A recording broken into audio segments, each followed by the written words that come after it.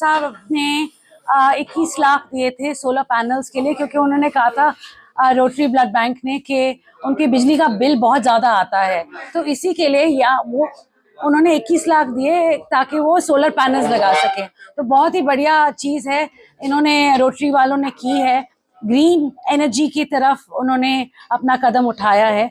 और साथ साथ मैं बोलूँगी रोटरी ब्लड बैंक के लिए कि बहुत ही कमाल का काम कर रहे हैं, बहुत ही नई और आधुनिक मशीनें हैं उनके पास और सबकी सेवा पे लगे हुए हैं, बहुत ही कमाल काम कर रहे हैं। जी, किसी कारणवश थोड़ी सी देरी लग गई इस बात में, मगर राव साहब तट पे थे कि यहाँ ही हॉस्पिटल बनना चाहिए और अपने जो पुराने गुड़गांव के लोग हैं जो समस्या से जूझ रहे हैं कि हमारे पास कोई अच्छा अस्पताल नहीं है, उनके लिए राव साहब ने अपनी पूरी लड़ाई लड़ी है और सीएम साहब ने उनका साथ दिया है।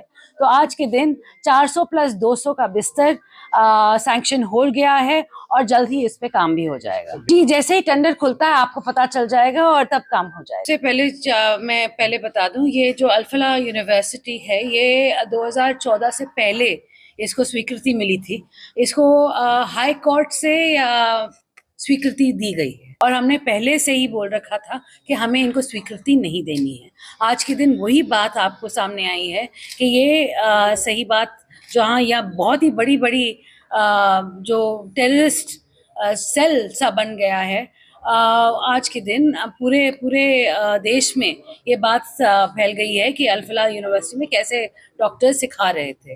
तो बहुत ही जल्द मैंने बोला है कि हमने सीएम साहब से भी कही है, हमने बातचीत हुई थी कल कि ऐसी यूनिवर्सिटीज़ को पहले हमें बैकग्राउंड चेक करना चाहिए और फिर कोर्ट ने भी अगर हमें आदेश दिए हैं तो उसके बाद भी हमें आगे चलकर उन पर एक नज़र ज़रूर रखनी चाहिए। अभी राव इंद्रजीत सिंह जी की एक मीटिंग हुई थी सीएम साहब के साथ, जीएमडीए की पूरी मीटिंग हुई थी और उसके साथ अलग से सिविल अस्पताल की हुई थी और मंजूरी मिल गई है। बिल्कुल बहुत ही जल्द टेंडर भी हो जाएंगे। मुकेश जी वहाँ पे थे, आपको ज़्यादा मुकेश जी बताएंगे कि बात अब सिरे पे है और जल्दी चढ़ जाए। लेकिन एक चीज तो आप हमेशा यही बोलते हैं मुझे, मगर ये नहीं बताते कि लोगों को कि मेरे कितने डॉक्टर्स मैंने पिछले 1 साल में लगाए हैं। शुरुआत तो वहां से करें, क्योंकि पिछले साल में जितने एमओज और एएमओज हरियाणा सरकार ने लगाए हैं वो बहुत 1100 से भी ज़्यादा हैं।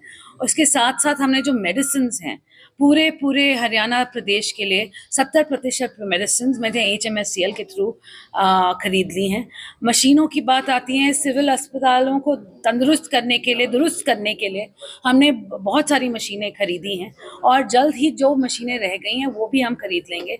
और जहाँ डॉक्टर्स की बात आती है, जो कमी आज भी है वो धीरे धीरे प्रोसेस होता है। आपको मालूम है पहले भी 6 महीने लगे थे मुझे डॉक्टर्स को शामिल करने में, 6 और महीने लग जाएंगे और भी डॉक्टर्स को